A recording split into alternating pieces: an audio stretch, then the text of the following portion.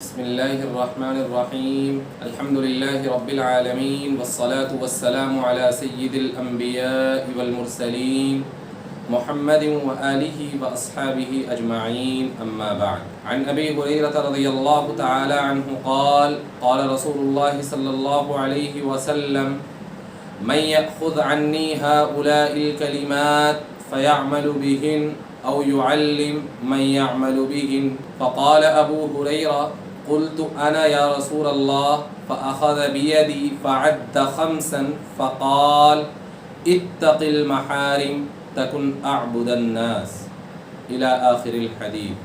معزز سامعین کرام، نوجوانان عظام، عزیز ساتھیوں اور دینی بھائیوں، ابھی میں نے خطبے کے اندر آپ حضرات کے سامنے ایک حدیث شریف ذکر کی ہے. حضرت ابو ہریرہ رضی اللہ تعالی عنہ اس حدیث کے راوی ہیں. ترمذی شریف کی روایت ہے. وہ فرماتے ہیں کہ ایک مرتبہ جناب نبی کریم صلی اللہ علیہ وسلم نے فرمایا کہ کون مجھ سے 5 کلمات حاصل کرنا چاہتا ہے. اس کے جواب میں وہ فرماتے ہیں کہ میں نے کہا کہ قلت انا، میں حاصل کرنا چاہتا ہوں. پھر جناب نبی کریم صلی اللہ علیہ وسلم نے حضرت ابو ہریرہ رضی اللہ تعالی عنہ کا ہاتھ پکڑا.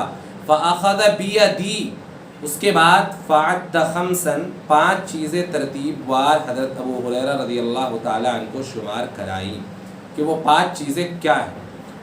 سب سے پہلی چیز جناب نبی کریم صلی اللہ علیہ وسلم نے فرمایا اتق المحارم، حرام چیزوں سے بچو. اللہ رب العزت نے دنیا کے اندر جتنی چیزیں بھی پیدا کی ہیں وہ یا تو حلال ہیں یا حرام ہیں.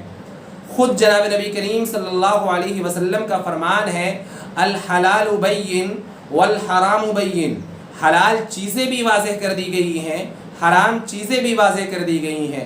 اب امت محمدیہ کو اور قیامت تک آنے والے سارے انسان کو یہ سوچنا ہے کہ ہم کس راستے پر چلیں گے کہ اپنے منزل جنت تک ہم پہنچ سکیں. چنانچہ اس حدیث کے اندر جناب نبی کریم صلی اللہ علیہ وسلم نے حضرت ابو ہریرہ کو جو نصیحت فرمائی ہے وہ یہ کہا سب سے پہلے اتق المحارم، تم حرام چیزوں سے بچو. دنیا کے اندر جتنی چیزیں حرام ہیں، آپ اس کی تفصیل میں تھوڑی سی جائیں گے تو آپ کو یہ معلوم ہوگا کہ نماز چھوڑنا مثال کے طور پر حرام ہے تو آپ نماز چھوڑنے سے بچیے، یہی تقویٰ ہے. اگر روزہ چھوڑنا حرام ہے تو روزہ چھوڑنے سے بچیے، یعنی روزہ رکھیے، یہی تقویٰ ہے. زکوٰۃ نہ دینا حرام ہے تو زکوٰۃ نہ دینے سے بچیے، یعنی زکوٰۃ دیجیے، یہی تقویٰ ہے. چوری کرنا حرام ہے تو چوری کرنے سے بچیے، یہی تقویٰ ہے.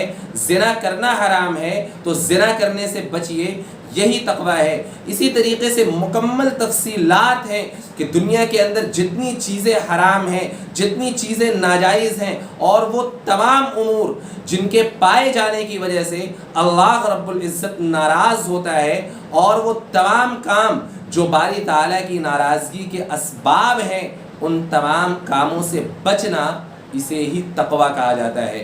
میرے استاد نے مجھے ایک مرتبہ پٹنہ میں بتلایا تھا کہ تقویٰ کی اگر مختصر لفظوں میں تعریف کی جائے تو تم اس طرح کہہ سکتے ہو امتثال اوامر اور اجتناب نواہی. 2 لفظ ہیں، امتثال اوامر اور اجتناب نواہی کا نام تقویٰ ہے.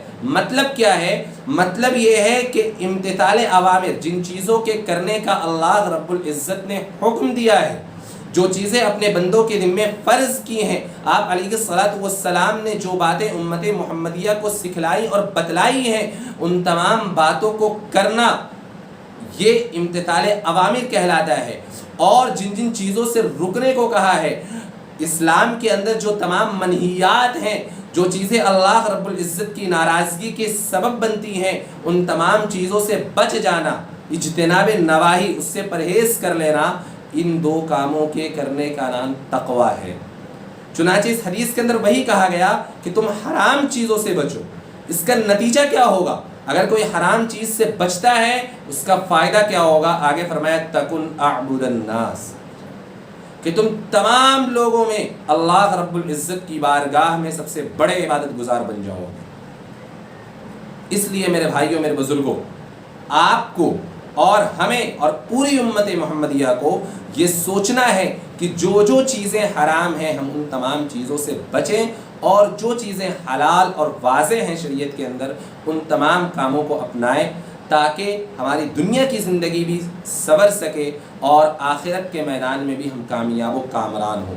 یہ پہلی نصیحت ہے جو حضرت ابو ہریرہ رضی اللہ تعالی عنہ کو جناب نبی کریم صلی اللہ علیہ وسلم نے کی ہے، اور یہ کہا کہ اگر تم یہ کر لو گے تو تم تمام لوگوں میں سب سے بڑے عبادت گزار بن جاؤ گے۔ اس لیے یہ نصیحت یہ نہیں ہے کہ صرف حضرت ابو ہریرہ کے لیے خاص ہے، قیامت تک آنے والی امت کے ہر فرد کو یہ سوچنا ہے۔